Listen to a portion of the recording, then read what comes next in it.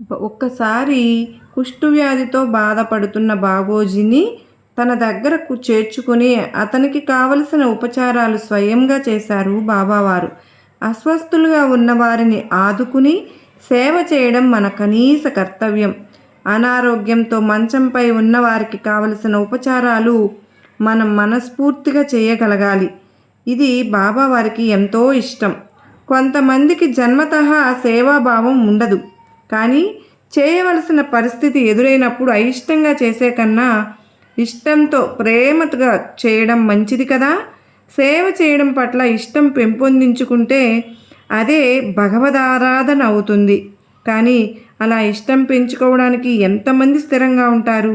ఆ సంసిద్ధతే దైవానికి దగ్గరగా చేరుస్తుంది.